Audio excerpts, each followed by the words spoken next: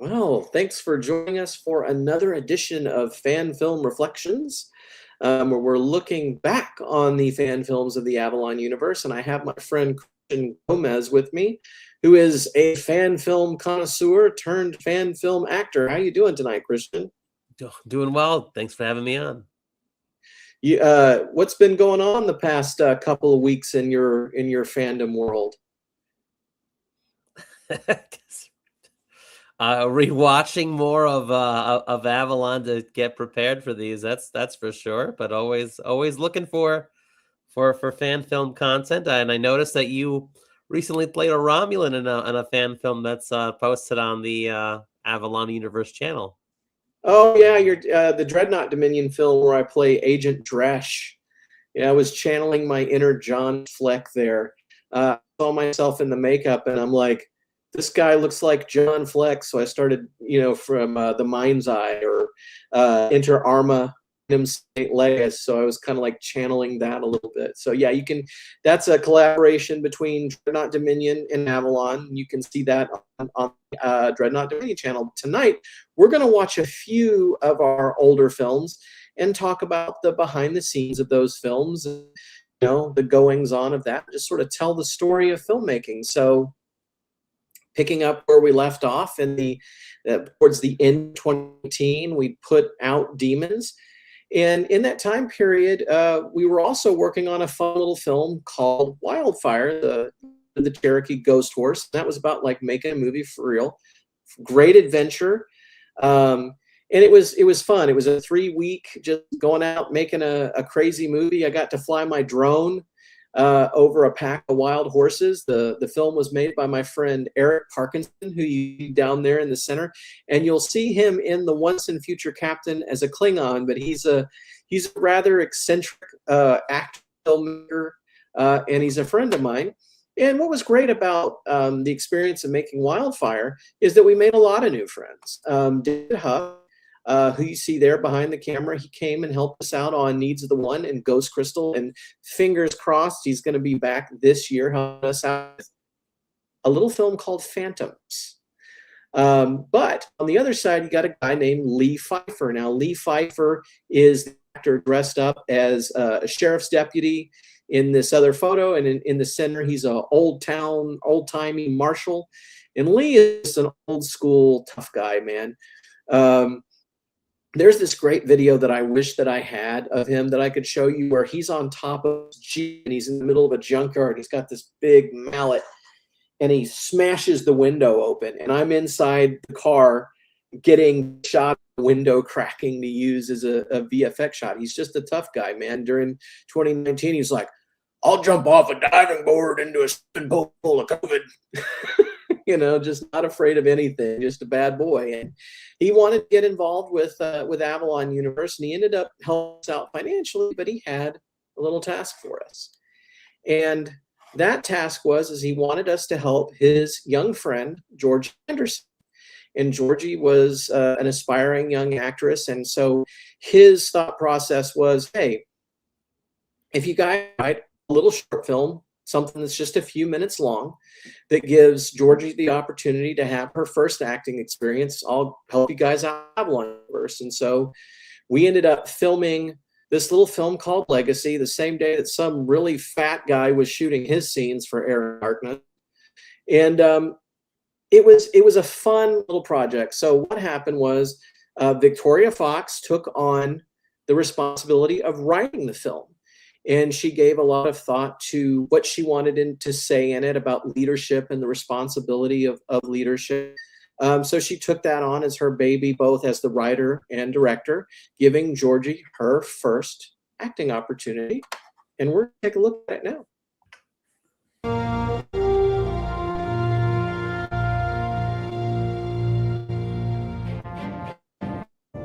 First, we've got an Ares class in the Avalon universe.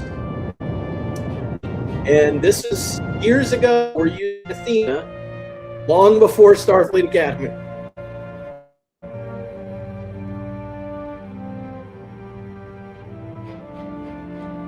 It was fun to redress the Warp 66 bridge as an Ares class in the TOS Avalon era. Remember when Welcome I aboard, first Ensign. watched it, I thought it was an Thank you, X in our Captain. film, actually. Ensign Allison Thielen reporting for duty, sir. Relax, kiddo. Your shift hasn't even started yet. I guess I am a little early. Should I wait and come back? No, you take it in while you're here. There's no telling what's going to happen once you're on duty. That's true. She was a damn fine pilot, your mom, and a hell of a captain. She'd be proud of you, Allison, following in her footsteps like you are. Thank you, sir. I have a long way to go before I compare myself to her. That may be true, but the course is easier to chart if you know where you're headed. Captain? Have a seat. I know it's irregular, but this is my ship, and I want you to get a view from this perspective.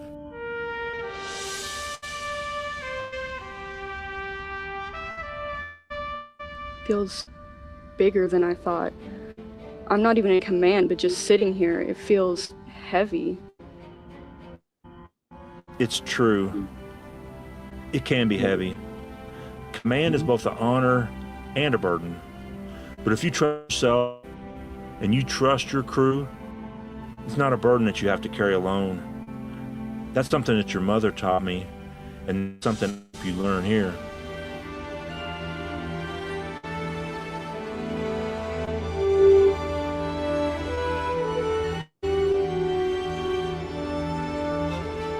You're ready for your first shift. Take the helm, Ensign. Yes, sir. I love it. It's so sweet. So simple and so sweet. Captain, new orders from Commodore Austin. We're to rendezvous with the Chamberlain on a support mission for the USS Excalibur. Sending coordinates now. Set a course for the Gamma Hydra system. Bearing 287. Mark 4. Aye, Captain.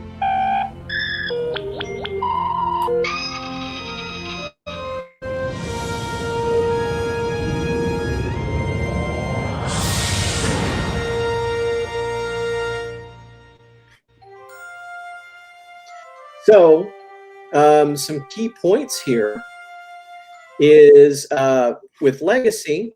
So it's the first time that Adam Mullen did a score for an Avalon Universe film. And again, that was something Victoria did. She wanted to, have our music be something that was more individual, more us. She talked to Vance. He helped her get in touch with Adam. Adam did this for us like in a day or two, and it was very sweet. So Legacy basically serves as a little prologue to Air in Darkness, and we released it about a week before Air in Darkness came out. And another film that we're going to talk about afterward is a little film called New Orders, which is an epilogue to Air in Darkness. Now, up until now, we had Ghost Ship and we had Demons, and those were longer form films, whereas, Air in Darkness is a little shorter than those. So we have this little prologue, epilogue thing going on. Now, I will say, I have a script written for a film called To Allison.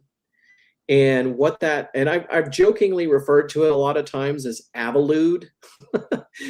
But To Allison is the story of Allison's mother and, what Lee Pfeiffer was referring to there. It never worked out so far to us to make it, but fingers crossed we might at some point. So something to keep in mind there. So yeah, that we incorporated the Ares class, which was something I did talk to Alec about. He was cool with. And then, of course, Sam Hawkins was able to get a hold of the Ares class model from Alec and modified it to be a TOS era Avalon Universe type craft. And my motivation there was that the 4 Years' War had gone very differently in the Avalon Universe, and that instead of being retired, the Ares class ships were sort of refit to be science vessels after the 4 Years' War. And of course, that brings up a question. How did yes, sir. Different? How did the 4 Years' War in your mind go differently in the Avalon universe? We don't know a lot of the Avalon universe history. Right. Well, not to give too much away, because hopefully I get to make this film someday, but essentially, if you watch the film Interlude, which is on our channel, there's a battle. D7 enters the war, and it destroys a ship called the USS Artemis. And of course, the captain of that ship is Imari Jakande. In the Avalon universe, the first skirmish between the D7 and Starfleet occurred in a different battle. And that battle was against the USS Athena instead of the Artemis and the Ares. And Captain Amber Thielen of the USS Athena pulled off a really daring strategy that resulted in the defeat of that D7 at the cost of her own life. And therefore, the battle that takes place in Interlude in the Axanar continuity never happens in the Avalon universe, because instead this other battle happens, and they're a little more cautious about sending the D7s after the Ares class after that. And so it unfolds a little differently. And, you know, Amber Thielen dies, but Imari Jakande does not, which is how he's alive in the Avalon universe. So the saving grace of Air and Darkness is this, that we shot all of the bridge scenes for Air and Darkness the same weekend we shot all of the bridge scenes for Demons. So that was always the plan. I had the script written well in advance. I wrote the script for Air and Darkness in 2018, you know, like a month after we premiered Ghost Ship. And so we just went ahead and we shot these bridge scenes. We had everyone there because it's all going to be the same actors. So why bring them back? You know, people like Jason Spriggs had flown in from across the country. So might as well go ahead and shoot them while you got them there. It's something that I'm going to do, where I'm going to sneak in shots for next year's Avalon Universe film while I'm shooting this year's Avalon Universe film, because I may only have a certain actress for a few days, and so I'm going to use her the most that I possibly can. But you know, one thing you see here that's fun from this photo is you see how much bridge set there actually is at Warp 66.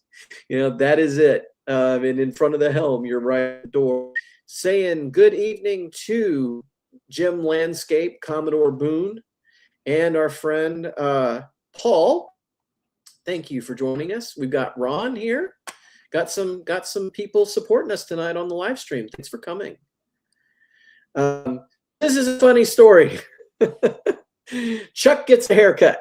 So we were originally going to shoot the melee scene for Air and Darkness in like January or February of 2020, right? Chuck calls me one day and he's like, hey man, I was in this commercial for a barber shop and I had to get a haircut as part of the commercial. And so hair doesn't match any of the bridge scenes. And, you know, look, Chuck's a working actor.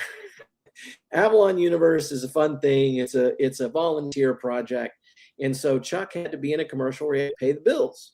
You know, so it's like, I can't really give him a hard time for that. He was, you know, he's a working actor. So I was like, well, all right, man, I understand. How long do you think it'll be before you're, you know, ready to do it again? I said, give me till about March. And so I'm talking with Victoria and I'm like, yeah, we're gonna have to wait till March to shoot, you know, this scene. And one thing that I said was like, you know, I'm not mad at Chuck or anything, but it's like, you know, we need to make sure when March comes around that we just, you know, we set our mind to it and we do the shoot. Because, you know, the thing that I've seen over and over again is that delays lead to delays. So like if you delay a film shoot, you might run into another reason in between to have a delay. And what happened in March of 2020? Well, the good times ran straight into COVID-19, and we shut down production for 8 months after that. And the biggest reason that we delayed the shoot is because Air and Darkness, as you'll see, requires a lot of choreography. And so it was like, you know, how are we going to do choreography in the age of COVID masks and all that kind of stuff? And it was actually Chuck who figured it out. So we had to adapt for COVID. We did not shoot anything for Air and Darkness almost an entire calendar. We shoot for Legacy and with me in like January of 2020, and we didn't come back to shoot again until November. So it was almost the entire year. Well, the end of October was the melee battle scene.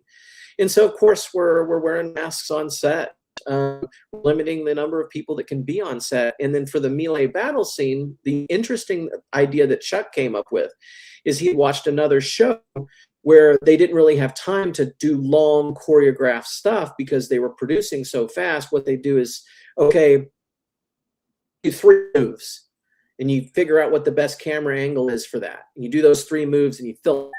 And then you find another camera setup and you do 3 more moves. And so you just slowly choreograph the fight while you're filming it. And that's what Chuck did when we shot Air and Darkness, is he choreographed the fight as we were doing it. And so they rehearsed it a few times, got those 3 moves down, did that camera setup, and then moved on. It was ingenious. It was a good idea on his part. I love this set. and this is one of the things that I love so much about fan films. Glenn Wolfe built this Iconian chamber out of junk. Junk that he found at a thrift store. Look how accurate it is. And I think the funny part was, and this is something I observed about the actual set, is that little part in the middle underneath the globe, do you know what that is? It's a dog's water bowl. And so what he did was, you look at the episode, that's what it is too. And he took a dog's water bowl and he spray painted it silver and he put it underneath the globe, put a little light inside the globe. Man, there is, the Iconian chamber. And if you look on the screen left there, we just put up some slats, nothing in the middle, put up some it's like pegboard, where you put stuff in, it's got holes in it, you can go through it, put a little diffusion on it, put some lights behind it, had the lights doing a little pattern, boom, there you go. You got some more high-tech looking than it really is. And you can see the roof of Warp 66 Studios there, at the top of the photo, man. And then, of course, the other photo is just like we put black on the wall. Could be anything, could be anywhere. That's the silliness of filmmaking. So last things we ever did for this film was ADR, automated dialogue replacement. And my friend Neil Bilby had us come into his studio at Fayetteville Public Access Television, and he had designed and built a little ADR booth where he had us do some last-minute dialogue replacement before we released the film. Did this maybe 3 days before we put the final film out, and turned out pretty good. And I know that Victoria had a good time doing that. So now we're going to look at Air and Darkness.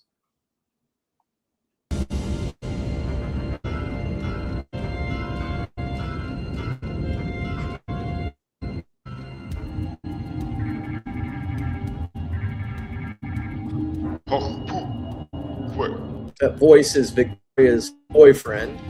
And then, of course, this bridge was built by Sam Cockings.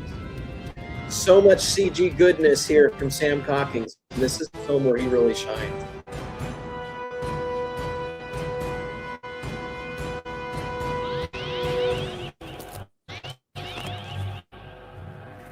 You got anything? Of course, you see Wade King there, who plays a character we'll come to know as The entire Command picture William. is only subterranean. The entire thing is made of solid neutronium.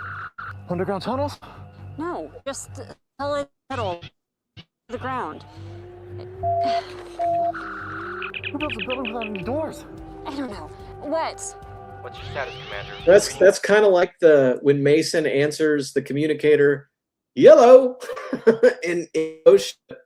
I wanted something like that here. So she's like, "What? Like, you're bothering me?" This is kind of a thing. We're shooting at like midnight here.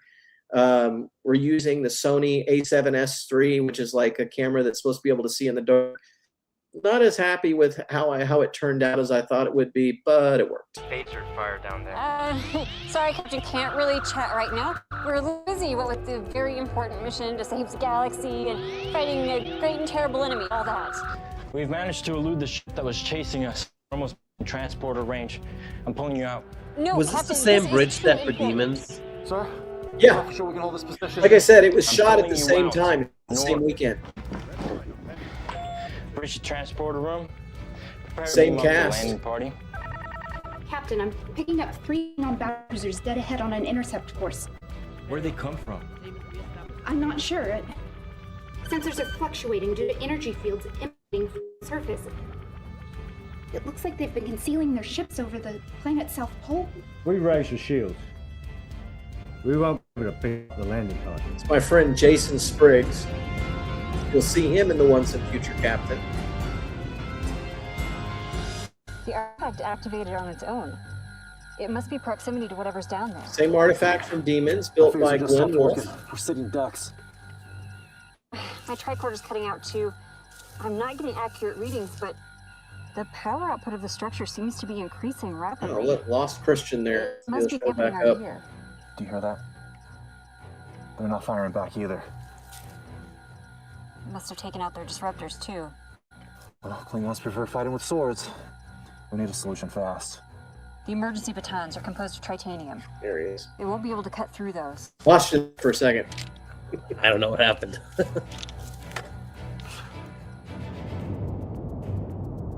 I have a thought. Risky. What do you got, Bruce? We could try near warp transport. So Caleb Go to warp for Honchel 1 here, second, get past the Klingons, who and plays kill the Bruce, engines long enough to wanted energize to the transporter. turn the Right back to camera warp. duties over to him. Timing would be critical. But he was but we can do it, doing sir. too good as an actor. Outthink him. Just like last time. Let's do it. Stand by warp engines.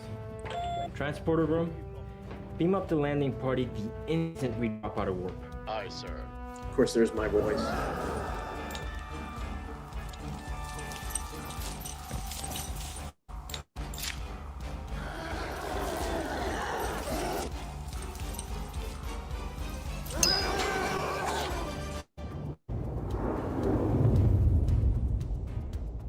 Helm ready, sir? Sensors ready. Ready. Sir, I'm picking up a blip on the motion sensors astern. Thanks, Eric.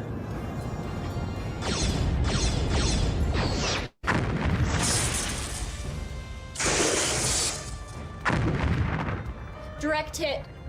We've taken damage to the starboard nacelle, preventing drive plasma. Hard to port. All auxiliary power to shields. Battle cruisers are opening fire. Now, Wade King, he's a great martial artist. So this is funny. So you go back a second. Look what happens to the mechleth here. Direct hit. We've taken damage to the starboard nacelle, preventing drive plasma. Hard to port. All auxiliary power to shields. Battle cruisers are opening fire. What? The mechleth. Broke the mechleth. And that was something that was not scripted. The mechleth was made of wood, and just in the process of rehearsing a set of moves, they broke it. And so we're like, oh, what are we going to do now? And so we just like, oh, we'll just motivate that they broke the mechleth, and she pulls out a knife. You know, it's like, well, yeah, got to just kind of go with the flow, right? Luckily, we still had the knife. Same knife for demons.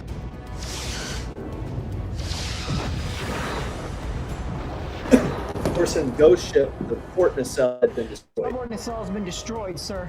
Starboard nacelle this time. Shields So I told 40% Sam, falling. let's make it the starboard nacelle. Full impulse. Evasive maneuvers. Picking up more ships.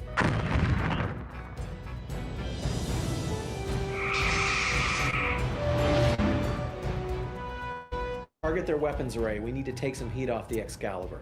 There's a familiar face. The lead ship is the USS The worst Chamberlain actor in the Holy film. Cross. Ensign Thielen, attack pattern alpha. There's Ensign Thielen and Captain Pfeiffer. Power. Aye, sir. We see the Ares class will come back once again against the Klingons. The has been disabled. 180-degree turn. Hard about. Let's take some pressure off our boys. That's my favorite line of the whole episode, by the way. Take the pressure off the boys.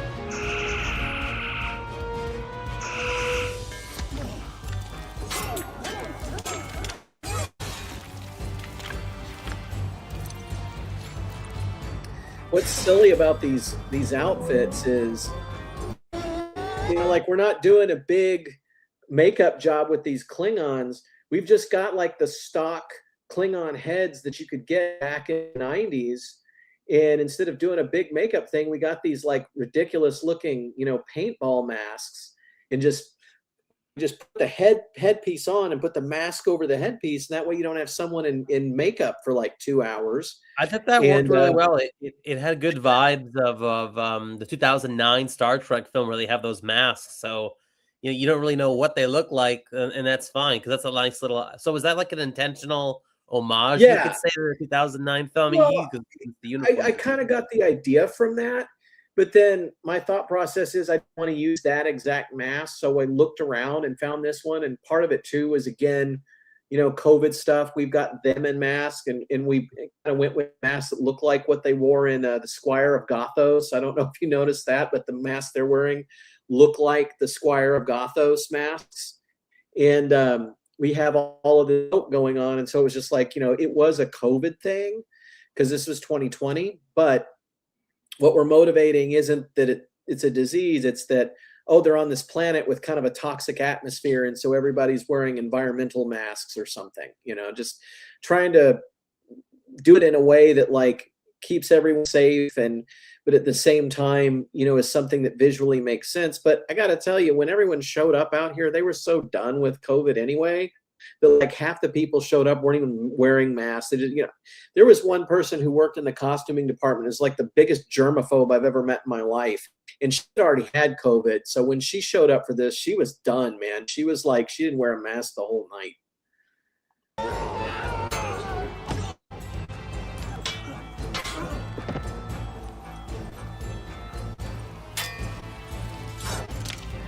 See, they're like cloth masks. They're more of a clear kind of a deal. This is her second knife fight with the Klingon. I know. She's a killer of Klingons. And this is something she really wanted to do. She really wanted her character to fight a bunch of Klingons. You know, something she specifically asked for. If her character had continued, I could foresee the Klingons giving her the nickname, the Klingon Slayer, like Buffy the Vampire Slayer. You know, because she fights with honor, I have to say, when she's in her hand-to-hand combat situations. Yeah, I mean, you know, she had some really great people to train her, and she practiced and rose to the occasion. Ship to ship. Captain, just fix that ship. Yes, sir. You've managed to have it out less than a week, and you've already wrecked it again. Well, technically, Klingon wrecked it. How'd you know we needed assistance?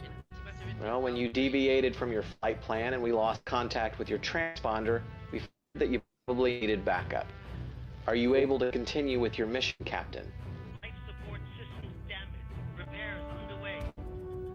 Hear a little background chatter back there. The background chatter is other fan filmmakers, like George Can was who you heard there just a second ago. You hear Dan Reynolds, you hear Kelly Reynolds, you hear you know, the voices of Gary O'Brien, the voices of other fan film producers. Well, then by all means, proceed. We'll give you cover fire. All forward weapons fire at will. D7 has routed reserve power to their shields. Those other ships aren't going to stay disoriented for long. Concentrate our fire on the D7.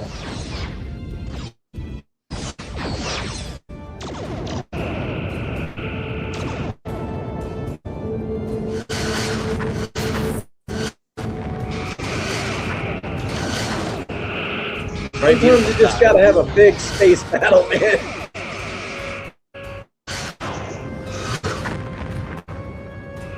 I loved using the motion picture torpedo sound.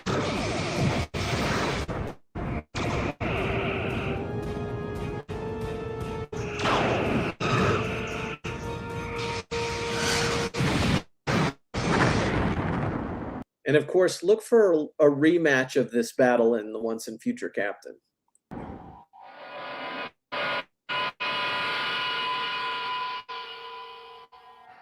Did you find anything? I was on to something before the Klingons attacked. Took out the first wave, but there's more incoming. And be prepared. Our phasers haven't been working. You may need to use batons. Did his comm badge fall off? We'll recover.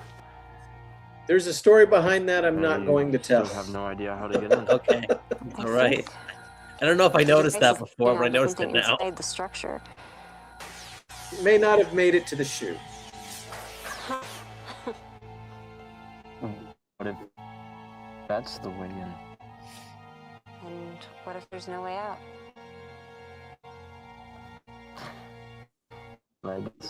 But in universe, yes, his comm badge probably fell off. That's got to be what happened. Yeah, your hand-to-hand combat, and it's the dark. Yeah, who knows what happened? My tricorder's working. Maybe this room is shielded from whatever was causing the interference. Seems that way.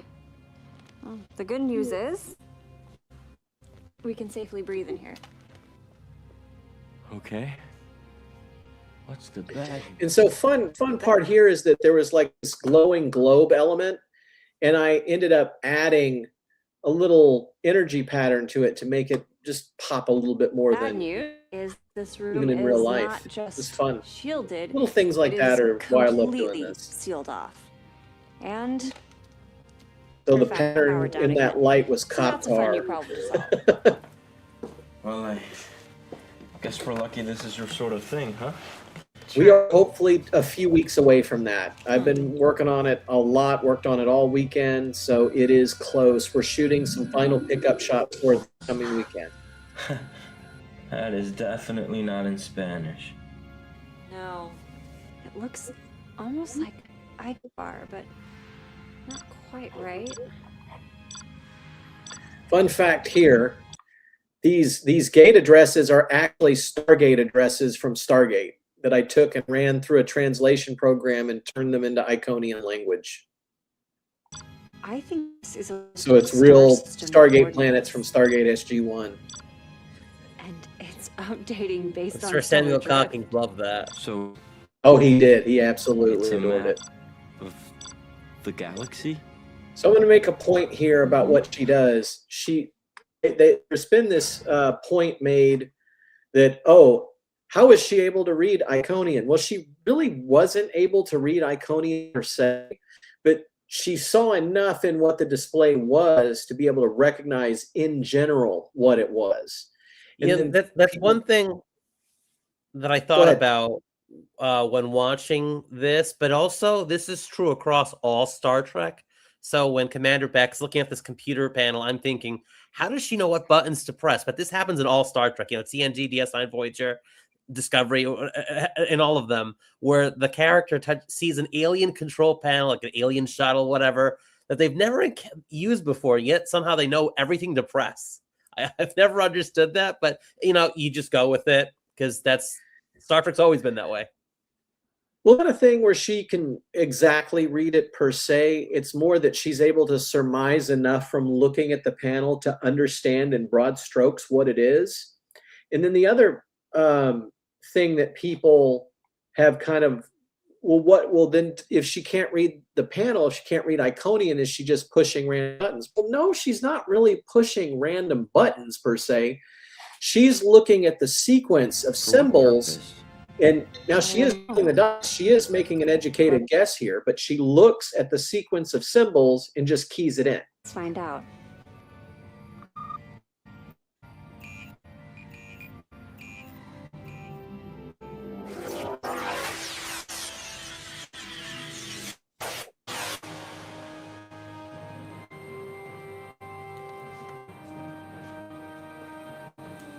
Of course, I looked at Cajun so many times to replicate the look of that.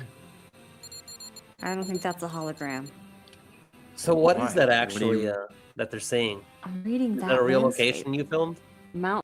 No, what it is I've got like a subscription to a stock video service.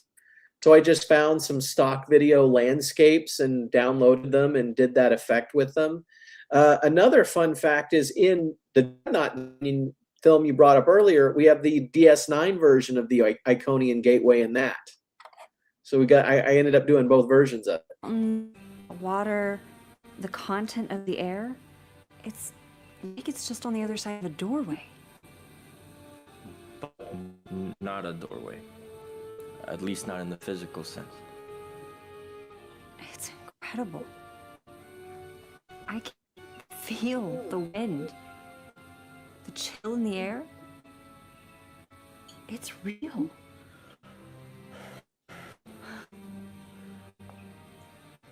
Not a transporter. Not a wormhole. Space folding. She and Chuck were really good together. Something we've only begun to theorize and dream about. But it's real. Whoever these people were, they could travel across the stars in a single step. Can you imagine what we could do with this? We could explore distant worlds and far corners of the galaxy, even other galaxies. We could scan dangerous stellar phenomena without putting anyone's life at risk. We could send aid and supplies to worlds in need. Imagine the evil could be done with this. Absolute conquest of entire worlds and civilizations. Or it could be used for glorious revolution. For too long, our Of course, this is Chuck's friend Charles. Charles did a really good job. With this, we will finally restore our empire to the people, to the honorable. One of the great advantages of having Charles in this is that Chuck and Charles are so close, and they're both into weapons and martial arts, that they could pretty easily choreograph their own fight scene as they went along. I just had to tell them where it needed to end up. You activated it on your ship, powered up the gateway here, which locked on. With this power, we will restore our empire. So you get rid of the evil, power-hungry politicians, and then what? Take power yourself, I assume? I will restore honor to the empire. Federation coward like you could never understand. I understand that once you overthrow the Klingon High Council, you won't stop there. You'll use this device to conquer the Federation, whatever else you choose. Spoken like a self-righteous human.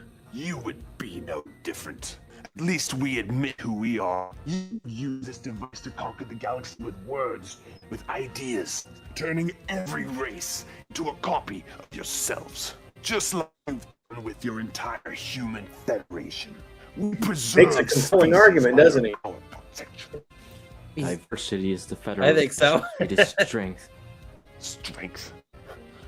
What would you know about strength? I'm surprised. So this here he goes, in the script, it said that he does the rolling chops.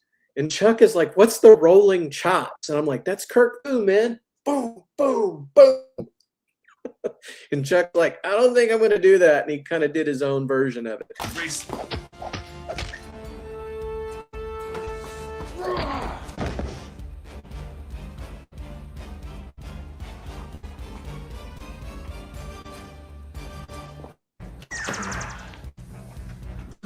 Green beam for stun.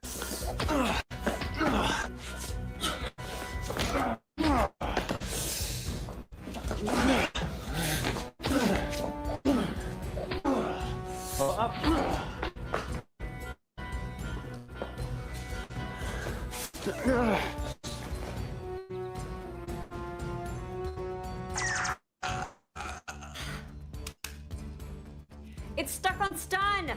So, like, if you, one of the things that they talked about, the Deep Space Nine producers talked about, was that Jem Hadar were immune to a phaser set on stun. It wouldn't do anything to them.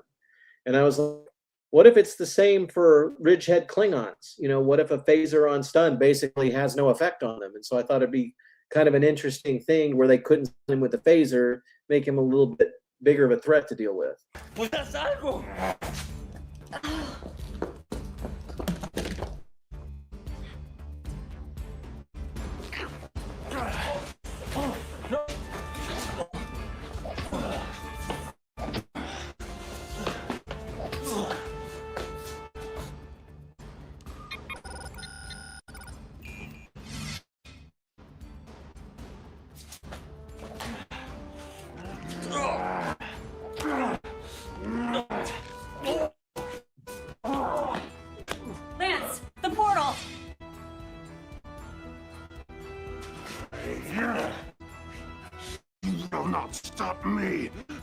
evil human animal.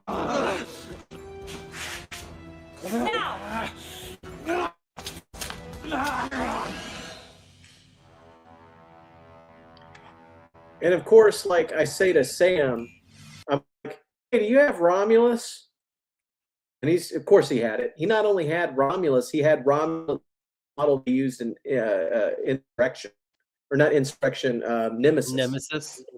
Yeah, that's the actual model from Nemesis. Oh, it looked really good, and I thought this looks. I remember watching this the first time and thinking, looks like it just came out of Nemesis, because it did. So if you thought that the airlock scene was bad in Demons, we got on set here at about 9 a.m. at this location, and we didn't leave until 1 in the morning with this scene. Too close. I'm not going to ask how many retakes there were. No. It was a lot of it was makeup. We did some green screen stuff too, and then it was doing battle, and so it was What do we do long with this long tech? shooting day.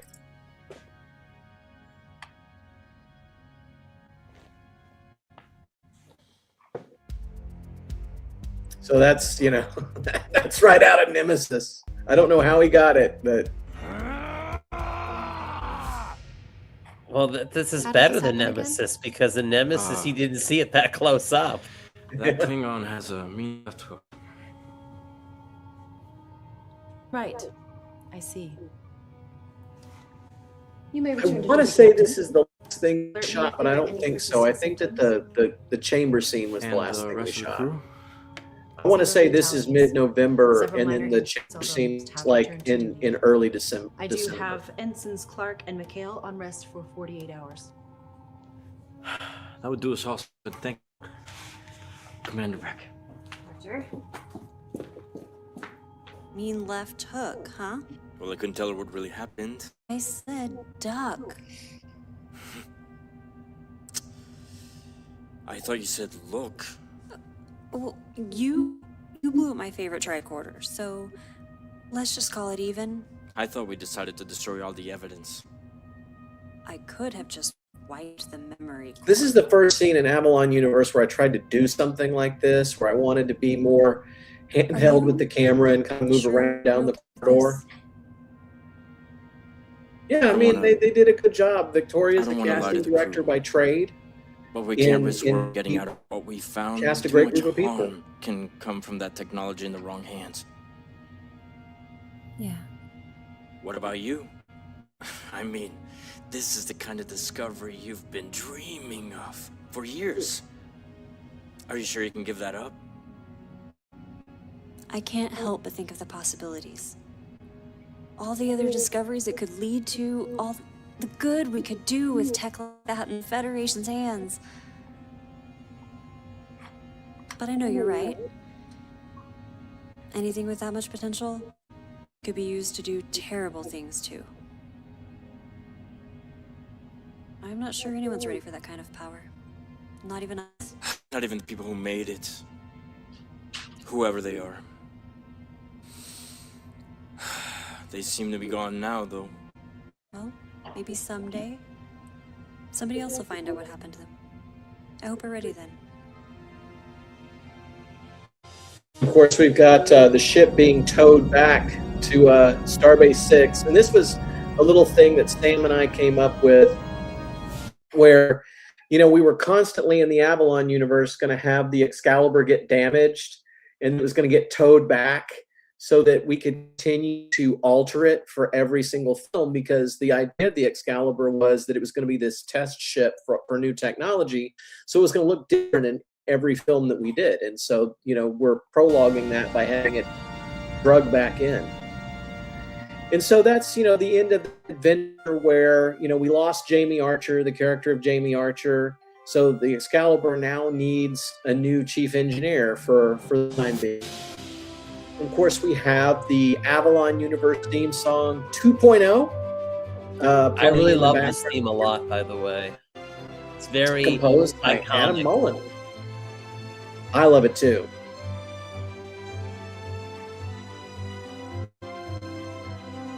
Thank you, Mr. Dax. And I hope that this theme will carry through in future Avalon projects that have yet to air. I was thinking about, I want maybe a variation of it for 24th century. Adam and I are talking about, like, right, maybe it needs to be the same theme, but like take a little step forward or something. We're still kind of figuring it out. We got time. You can see there I screwed up the credits. I'll have to rewatch that part to see what you messed up on, because I don't know what you mean. So going back to adapting for COVID for just a second, we shooting Air and Darkness from, like I said, it was January all the way until the end of October. And so we didn't want to sit on our hands in the time being. If we were going to shoot something, it was, something that had to be more COVID friendly at that point in time. So we did a few things over the summer. One was FTL Nano Encabulator. Another was The Truth Within. And then, of course, this film we're about to look at, which is just a little tiny short, kind of like Legacy, called New Orders. And it was something that you could do with maybe one or two people on set, people spaced out, people wearing masks, and there was very little danger involved. And so New Orders was a thing where we had Vance shoot something on his end, because in 2020, Vance invented the Combox film as a way to make films during COVID. And so he wanted to do one with us. Again, this film, that's coming up, New Orders, was written by Victoria. She wasn't there on the day of the shoot because I think she had been sick herself that day, but it was like me and Michael Morrison doing the camera and Glenn Wolfe there. So here we go. Little epilogue.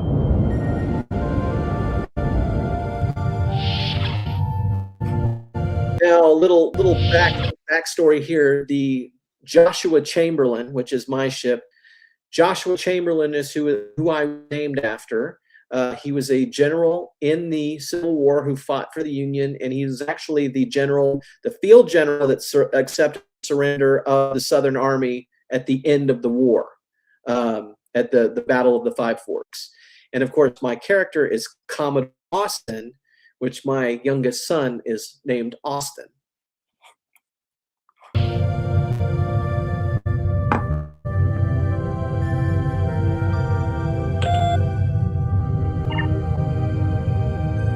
Commander Menard. How may I help you, sir? What's the status on those upgrades?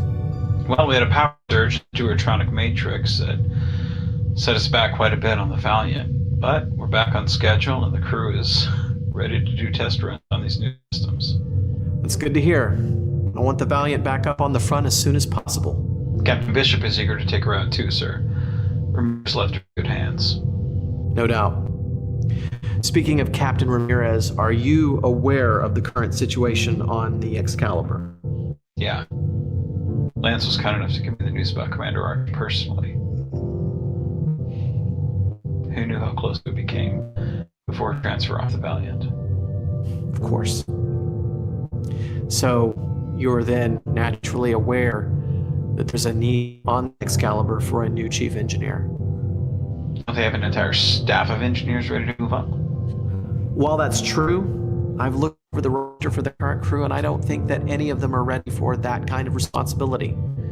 Plus, you helped develop these systems, and I feel like your expertise and your experience will be an asset to this crew. I thought my expertise was why I was stationed here to oversee these refits. And I was expecting my own promotion after this assignment. Well, like everything involving the Excalibur, these are unforeseen circumstances. If it helps, you can consider this a temporary reassignment. Emily is not going to like this, you know. Hell, Eric, you think I get a thrill out of issuing orders I know you won't like? Yeah, it'll be hard on her, but she'll adapt. That's the choice she made when she married someone in Starfleet.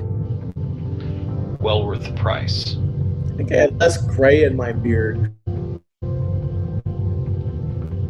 When do the orders take effect? Basically, as soon as the ship arrives in dry dock, we'll be dragging her in any time now. Dragging her in? Yeah, well, we were in the process of trying to refit the entire 12th Fleet, but now we get to fix that damn ship again. It's starboard nacelle this time. Well, if I were you, I'd call your wife and give her the good news right away, because as soon as the Excalibur arrives in dry dock, I need you on board to oversee that refit. Austin out. And of course, that's the Fayetteville Public Access TV set Ghost Ship. Just him on a green screen, and I put it on behind him. Hey, hon. Want to speak to Eobard? He's outside with the dog. First time Menard, his wife, we'll see her again. We need to talk. This is Vance Major, who is Stan Lee of fan films, recognize. So, quick, any thoughts on New Orders, Christian? I feel bad for Menard's family situation there. It's hard on him to have to be apart from his wife, but I know it all works out well, as far as I know, in the Avalon universe timeline for him, since he gets his promotion at the end of Infinite Excaliburs, the Crisis of Infinite Excaliburs, to his own ship, the Avalon universe version of the Constar. So he gets his promotion, so I don't feel as bad in hindsight. And that was one of the things that Vance asked of us is, he's got all of these different versions of his character across, Prime Universe, Kelvin Universe, Mirror Universe. He was like, I want the Avalon universe to be the one where Menard gets his happy ending. And so we kind of obliged him here, and that was fun. So, you see the Excalibur being towed back into the box, the same place we left it at the end of Aaron Darkness. A little epilogue there. So I'm assuming this takes place basically the same time that Captain Ramirez and Commander Beck are having their conversation in the corridor. And I had a question about that scene, by the way. Yes. Go ahead. From that scene. So does Captain Ramirez then not mention in his captain's log what happened? Does he just keep that even from Starfleet? Because it's kind of he kept it pretty vague. I think he kept it pretty vague. He may have just said they encountered some alien technology, maybe been, kept it vague about what it was, that the Klingons were planning on using as a weapon. They felt that it was necessary to destroy that technology and rather than let it fall into their hands. And that's probably how he left it without, going into much detail about what it was they found. Now, I will say this, these set of films, I always try to anchor it to somewhere in the Star Trek universe, like a specific time, even if it's the Avalon universe equivalent of something happening in the Prime universe. Like I think Demons was roughly equivalent to Plato's stepchildren. So we never gave a start date in Air and Darkness or this whole shooting match here. So it, where you're at in the timeline it's still like about 2269. So it's like season 3 of TOS basically is the equivalent of where they are. And then after that, we're going to, Cosmic Game, of course, is a big jump to basically the same time as Star Trek: The Motion Picture. The other films like, New Worlds, Needs of the One, Crisis go to 2271, which is only about 2 years after this. So that's the jump that occurs there. And then when I did those films, I tied those to star dates of Star Trek Continues episodes. And so I'll kind of walk through those as we go along. But I would say this is Air and Darkness is about like 2 or 3 days after, essentially. So there you go. Not going to spend too much time on this, but it's an unfortunate necessity. Gene Roddenberry once wrote a letter called To My Former Friends. And that letter was written to William Shatner and Leonard Nimoy. And it was where he talked about a lot of the drama that happened behind the scenes on the original Star Trek. And then, of course, we mail for a thing called Chaos on the Bridge, which is a documentary that William Shatner himself produced about the first 2 seasons of Star Trek: The Next Generation and how tumultuous they were. Now, I'm not going to recite anything from the letter or talk too much about what happens in the documentary. You can go watch that. But I bring it up just to say this.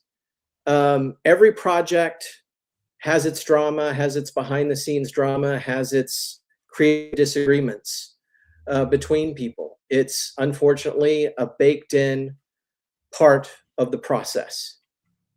At this point in time, in January of 2021, Victoria Fox had fulfilled her obligations to Demons, Air and Darkness, and Interlude. She had done her job as director of those episodes, leading actor.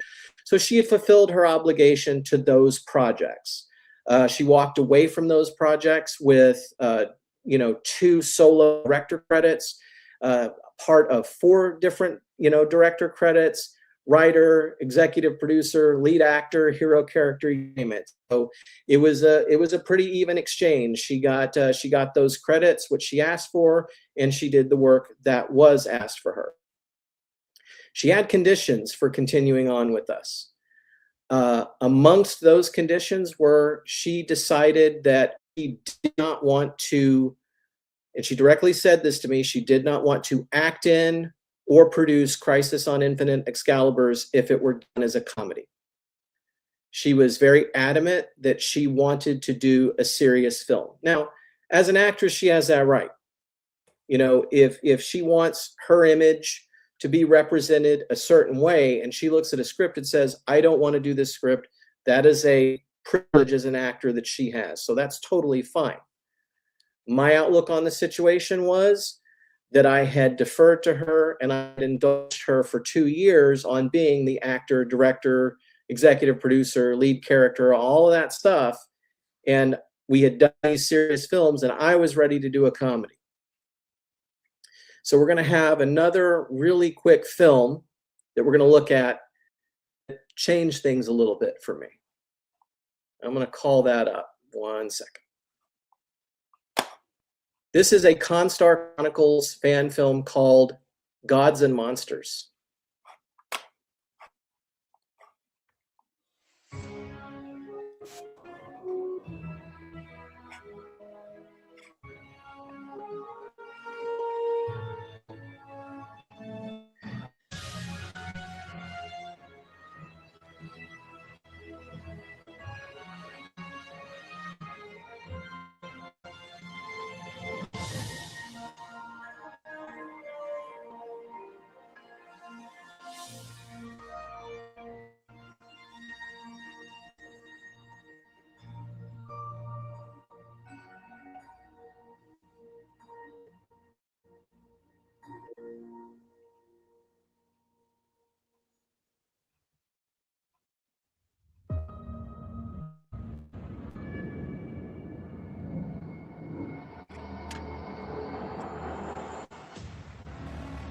Report. Those clicky bastards took out all the escape pods. I'm not sure if the message made it through. None of this makes sense. It was me. I created the wormhole. Seriously. Okay, White, we get it. You're a colossal idiot, but... Can we close it? The Phantom wanted Luca trilithium. I just don't know how to neutralize it. A brine pulse inside that wormhole would collapse it. If I can get inside that hole, I can get that pulse off. That was a sex joke. It'd be a tight fit, but I can do it. Oh, Aaron. That's the spirit. I'm on my other shuttle now. Wait, Aaron. You realize this is a giant suicide mission, yeah? We ain't got a lot of time. Just get everyone off the station.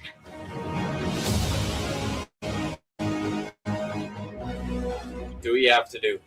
Shockwave will be here any minute, so we'll be ready. We owe it to the Alpha Quadrant. It's what Laura would have wanted.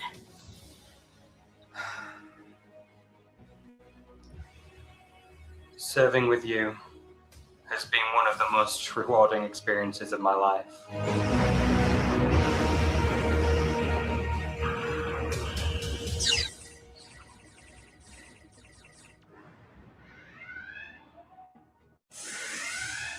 They're coming all around us. That's what she said. What? Another sex joke. Old joke. You better hurry up and blow this joint. That's what he said. Third one.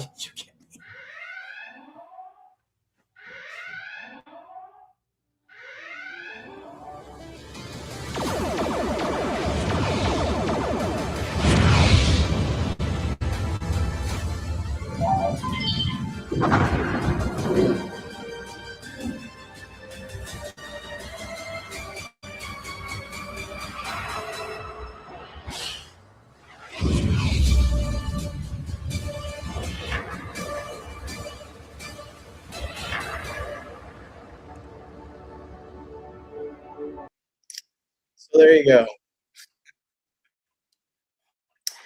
And you don't really need to know the context of that film. It's just a matter of, I watched that film and I'm like, is that a sex joke? And then there was another one, and then another one, and then another one. And when it was over with, I got up, walked out of my office, and I was looking out the window, and I thought,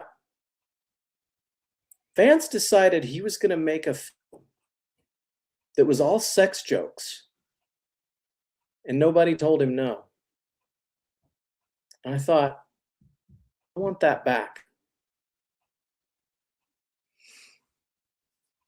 And, when you have a situation where, two people are being kind of obstinate about something, the person paying tens of thousands of dollars to produce is the person that gets to win the argument. And it goes back to something that she said to me when she was talking about Tyler, and that is, why do you want Avalon Universe to end? And I said, I want it to end when we reach the creative fulfillment. When I'm creatively fulfilled by it and I decide I want to move on. And that wasn't happening. I felt like I had the right to work toward that creative fulfillment. And so that's what I chose to do. After 2 years of choosing someone else, chose myself and my own peace, and I moved on. And it wasn't easy. It was the last thing I wanted to do, but I exhausted every avenue of trying to have it not be what happened, even though I knew it was headed that way for about 8 months. So after this, we went in a new direction creatively, and that's what we get to talk about next time in a few weeks with our film, Cosmic String. Yeah, indeed. It's, like I said, these things happen. But Christian, I tell you what, I know that you and Emily very much like Beck and Ramirez, and I think for you there's something about them that's familiar to you, and Sure. So what I'd like to ask you to do is talk about the two characters, Beck and Ramirez. Tell us why you like those characters so much, and what you respected about the actors who played them. So to be honest, the first thing I thought of when I saw their chemistry together back in Demons, Demons, and then this one is the similarity of Janeway and Chakotay. And my wife Emily and I are of the strong belief that Janeway and Chakotay should have happened on Voyager. And Emily and I, my wife, my Emily, that is, right, like to cosplay, and we actually did some cosplay photographs of myself as Chakotay with the makeup, and because I'm Hispanic, obviously last name Gomez, and my wife doesn't look like Captain Janeway, but my wife is from the state of Indiana, just like Captain Janeway's character's from Indiana. So we had these pictures were taken where she's got the Janeway uniform with the hair up. So I like seeing that dynamic. So then seeing this fan film here, I didn't know where you were going to go with this. And to be perfectly honest, I actually thought that Captain Ramirez and Beck were going to be something. Actually, I thought they were going to be an item, even though that's not implied. Maybe it was my own wishful thinking, maybe my own self projection. I don't know, because Commander Beck, Victoria's extremely beautiful actress, and Captain Ramirez is a very handsome actor. So I thought those two are definitely going to happen, right? It didn't happen that way. I was wrong about that guess early on as I was watching these. So I like that, and I mean, like I was saying earlier about Victoria Fox, how had her character continued. I could see the Klingons really having a grudge against her character, because she's become the Klingon Slayer. I mean, she's always getting in hand-to-hand combat. She's the hero. I mean, I love Captain Mason, because he reminds me of James T. Kirk. But then there's an aspect of Beck that also reminds me of James T. Kirk with the hand-to-hand combat, and that's my favorite captain in all of Star Trek. It will always be William Shatner's James T. Kirk, even though I'm a big fan of Captain Jonathan Archer as well from Enterprise, and Captain Benjamin Lafayette Sisko from Deep Space Nine, and Janeway. I love Captain Janeway as well. So I saw these aspects of Kirk and Janeway in Beck, so I was excited about her character's growth, and Ramirez was really growing on me. So that's part of it. I probably could say more, but I don't want to rant. Knights of the Void is on fire right now, man. It's getting like 5,000 views a day. We've really been able to kind of ramp up our channel thanks to Lore Reloaded. He's been helping us out with some advice. Really neat guy. Did a shout out in one of his videos recently, but he's been with the channel, and yeah, a lot of people seeing Knights of the Void. We're going to start working towards that story with the next thing that we go back and talk about. I know that Victoria did want to play a Will They Won't They with Beck and Ramirez, and she directly told me that there were people, I never saw it in the comments, but she told me that there were comments where people wanted to ship those two characters, and they were calling them like Ramirez or something. She and Chuck got along really well in real life. I mean, Chuck is, I've said it over and over again, dude, Keanu Reeves in real life. He's the nicest guy you ever meet in your entire life. And he just gets along I mean, you could argue in a lot of ways with Aaron Darkness that Chuck saved that film. He saved that film by coming up with the way the choreography. He saved that film because he made that knife we were able to use in a pinch. He helped with the editing. So Chuck did a lot of things to make that movie what it was, and he has my gratitude forever for it. And Victoria made that movie what it was because of her talent and what she did in it. Look, she did the job, man. She played the character I asked her to play. She did it well. I respect that about her, and she'll always have my gratitude for that. I don't want anyone to ever think that I'm not grateful for what she did for Avalon Universe, and that it was never ever about her performance. It never was. She's fantastic, very talented, very brilliant. It's just the creative direction needed to go somewhere else. So you talked about the characters. What did you seeing just the actors and their abilities, what did you think of them? It almost seems like it's important to some people that maybe that person on the screen looks like you, but is that something that was important to you as a Hispanic man seeing a Hispanic captain? That's something that was important to you? To be honest, it's not really important to me, but I have to admit I liked seeing it. It was nice to see, because I like Chakotay's character, but Chakotay, the actor's Hispanic, but he plays a Native American, so I don't really relate to his character, even though I do love Commander Chakotay on Voyager. You never really saw a lot of Hispanic characters on Star Trek, so there's that aspect, and Beck has a similarity to my wife, so there's like, I wonder if they'll get together. So that's part of it. We did actually have a plan for we did have a plan for what was going to happen with Beck and with Ramirez. They weren't going to end up together. We'd actually picked up other actors or other characters that they would end up with. Ramirez was going to end up with the Vulcan doctor, and Beck is going to end up with Commander Williams, the security guard. And so when Beck and Ramirez sort of disappeared in the equation, it kind of made sense to put the Vulcan nurse is who it became, the Vulcan nurse and the security guard together. So there was just something about that kind of made sense. So that's where we ended up going with it. But no, if they had done more films, no doubt there would have been all kinds of cool, neat stuff. It's a terrible trade-off. I wish that we could have continued on and had more. You know what I mean? That would have been the ultimate situation for me, because those were my friends. And Tyler is still around, and I just saw him the other day, and he's going to do some pickup shots for us here in about a week, and hopefully we'll have the once and future captain. I mean, I'm hoping it's like, fingers crossed, like 3 weeks from now. We had to push back our pickup shoot, but that's this coming weekend. We finished that, and those are all the scenes that I'm in. And I delayed filming those because I wanted to lose weight, and I don't feel like I lost the amount of weight.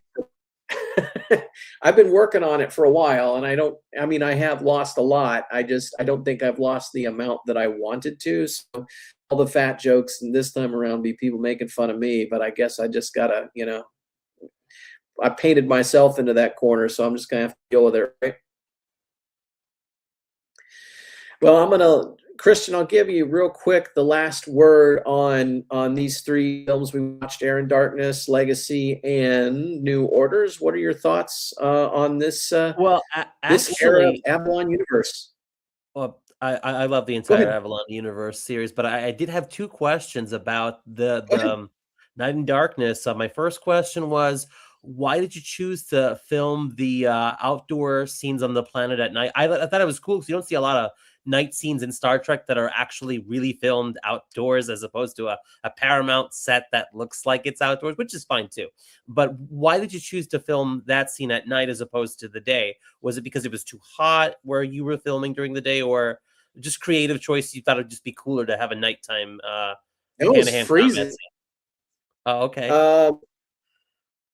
Creatively, I wanted to do it at night. It's just not something that you see often. And I'm kind of stubborn like that, like Ghost Ship. Oh, we're gonna do a zombie movie, because no one had ever done it.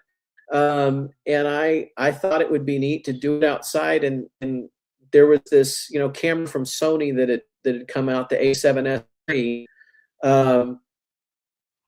and essentially it was made to shoot at these ridiculous, like, sensitivity levels, like 50,000 ISO, which is absurd. And so you could if you look at some of the skies, you see almost blue skies, and I got asked, like, was that day for night? No, it was like midnight. And I just thought that was an interesting, different thing to do, that it'd be,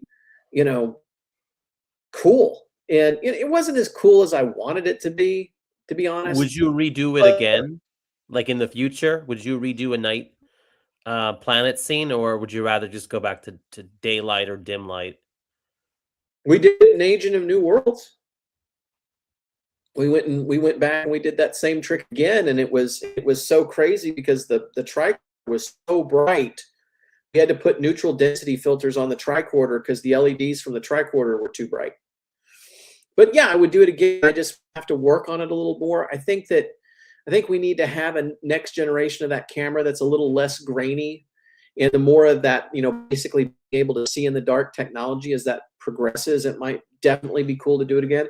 I want to, I really want to do, so often in film, they've done day for night, and I want to do night for day at some point, where you shoot it at, like, during a full moon, which we did here. You shoot it during a full moon, but it just sees that light so much that you actually, if you do it right, if you do it like 100,000 ISO, which was too grainy, so we only did like about 50. If you open way up to about 100,000 ISO, you see a blue sky, stars, and it's real crazy looking. And that's the effect I eventually would like to do. Hopefully someday it'll work out the way that I want it to, but you know, we didn't really master the craft this time around. Yes, Paul, quick update. I've said it, but it's going to be about a week from now. We're going to do the final pickup shots on this weekend, and then the hope is that we're going to release it in 3 weeks. But don't quote me on that. It may be like a week longer than that. The hope is that it'll be about 3 weeks. The X factor is going to be how long it takes Ben Scholes to finish the CG. Oh, he's been tearing through it pretty quick. But you know, he's got a big space battle he's been doing. So I think once he gets past the space battle, he's going to finish the rest of the film pretty quick after that. So that's the update on that. Ron says, I'm so glad you shared this with us, especially behind the scenes. It's all fascinating. Making a movie is an adventure, for good or bad. Like, it's never a dull moment behind the scenes, let me tell you. There are all kinds of crazy ways that you come up with motivations for things you do, or stuff that happens on the fly. Okay, we'll just go with this. Like, you know, when we broke the mechleth, man, that was a cool mechleth. It cost a pretty penny, and we broke it in the middle of the scene, and it was just like, what are you going to do? You broke it, you know, like and she was worried, like when she broke the mechleth, I was going to get mad. And when it broke, I just started laughing. I was like, well, here we go. You know, we're going to have to figure this out. But I'll give you one little, you know, tidbit on that whole deal. So my default state when I'm filming is that I get hot. Like, I overheat. And so, like, if you ever see me on set, I'm like down to a t-shirt, or, you know, if it's bad enough, I take my shirt off. No one likes that. But we're shooting in late October, and it's like 40 degrees outside, and everybody's just like, you know, in between scenes, they're just chattering their teeth and all this. I was great. I was really comfortable because I was overheating doing all this camera work, and I felt great. I felt wonderful. That shoot, the melee battle, that went from, we got on site at the location at about 6 p.m. and we were here till 3 in the morning. So that was something that was happening a lot in that era. And once we got done with this film, I was like, I want to reevaluate the time it takes to shoot things. So what I ended up doing was I just made the rule, you know, starting with Cosmic Stream, that unless there was some extreme need for it to happen, which a scene like this might be applicable, is I wanted an Avalon Universe shooting day to be that we show up on set at 9 a.m. and we call cut wrap at 6 p.m. and by 6:45 we're all at the restaurant eating dinner. And with the exception of, you know, 2 or 3 times over the course of the last 6 years, that's what's always on. And in the cases where we had to, you know, pull some different hours, I talked to everybody about it first and was like, okay, this is what we're doing, why, and everybody kind of had a say in it, and it was cool. But that was just something that I wanted to change. Heck, it was my fault as anything. So it was just a matter of me trying to like change my methodology and say, I'm going to make the determination that if one thing I'm going to change logistically about this going forward is that I'm not going to waste everybody's time. So, you know, lesson learned. So, Christian, any final thoughts before we ride off into the sunset, my guy? Well, I had one more question because I had, you know, okay, go right ahead. So you mentioned not wasting any time, and that's a perfect description, I think, of this episode. A Night in Darkness. No time is wasted in the episode. It is about 20 odd minutes, right?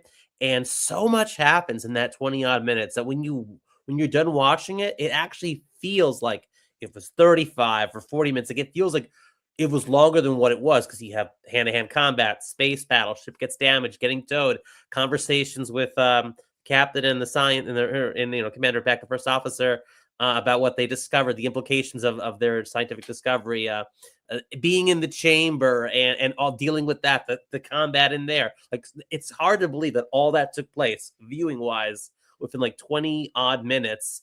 It feels like a full 45-minute episode. So my question is, if that episode, let's say you could have dragged it out, or had you were remaking it, like you could go back in time and you could add you were going to add 10 more minutes, 20 more minutes or whatever, or make it a full length 45 60-minute like TV episode length, what would you do differently in terms of maybe adding to it? Because it feels like it's already so jam packed with a lot of good content. I'm just curious, if you were given more time in that episode, what more would you add? And maybe you did add more that was cut, some deleted scenes or something that you decided not to work in the final cut that we don't know about. So that's what I'm curious about.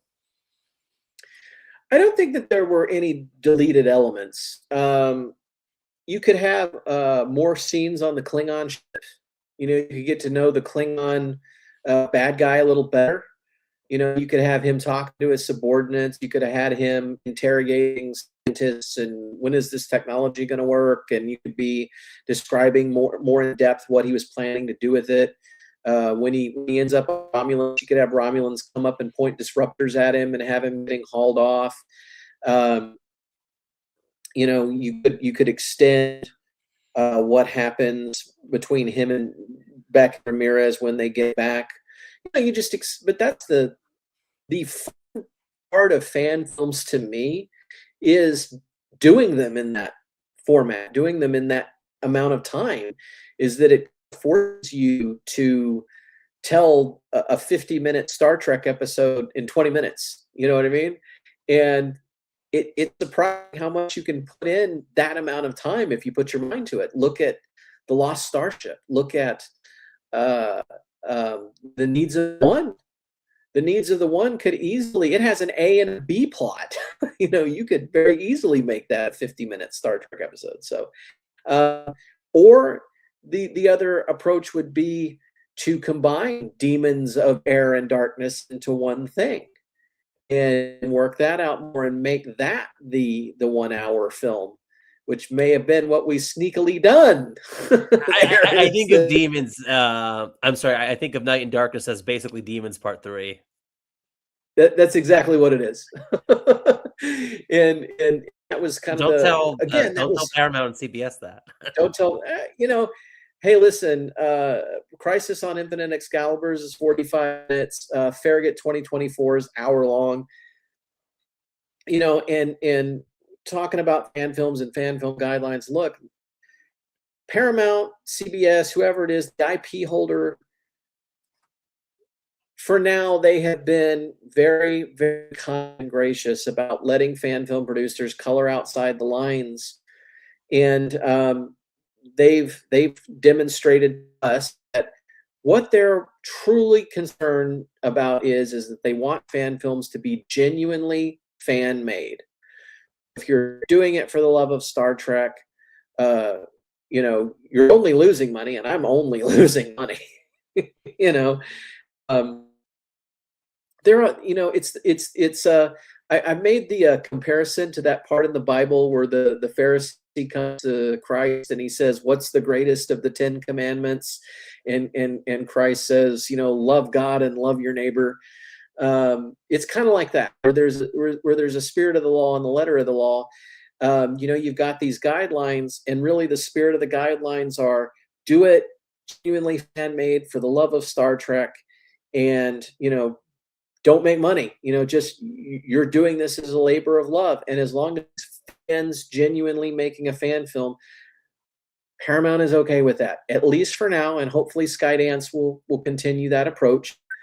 But that's been, back then we didn't know that. Back then was the very beginning of the guidelines, so we had no idea what the results would be. But Vance had pioneered, I think, the way to do fan films, which is he was doing this 200 film Menard saga, but he didn't call it a series. He just branded each individual film as a thing. So yes, Air and Darkness, Demons of Air and Darkness is what that is.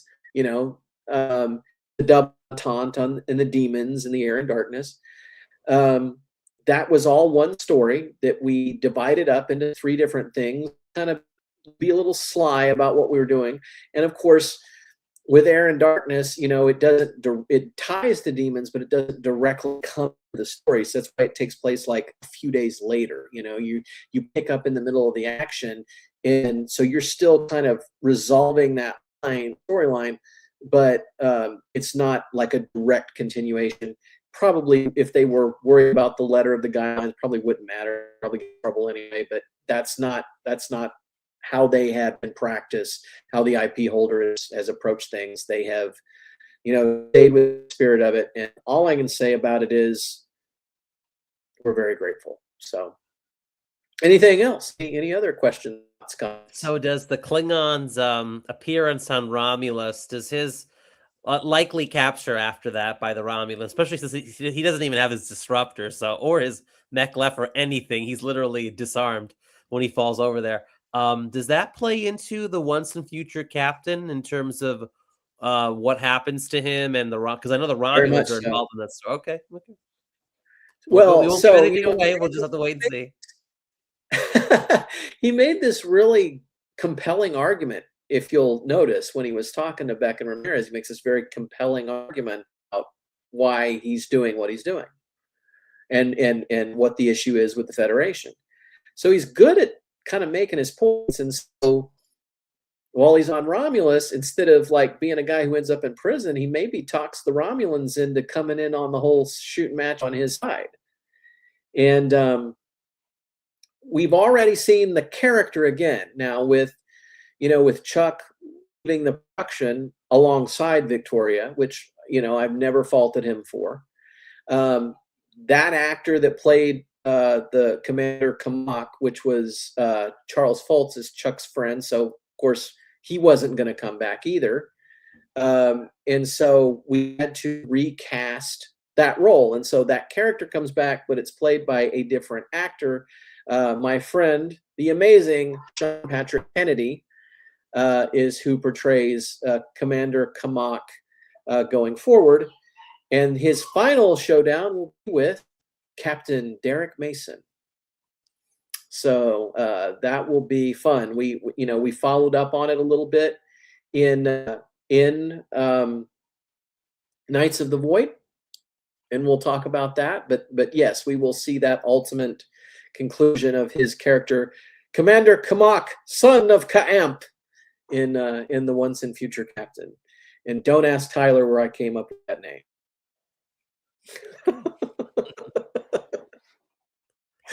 So, hi Jim. Glad we're able to make it. We're about to wind down here, but welcome to go back and watch the rest of the live stream. But I want to thank everybody. We've had a great little crowd here, about 15 people on and off throughout the whole thing, and I appreciate y'all joining us. Making movies isn't easy. We're crazy for doing it. Probably really crazy for doing it, and it's fun, and it's totally worth it. And so thank you for joining us tonight. Thank you to Christian. Going to be seeing Christian in a couple of fan films this year. And catch us here in about 2 weeks, where we're going to talk about Cosmic Stream. Yes. Sounds good. Take care.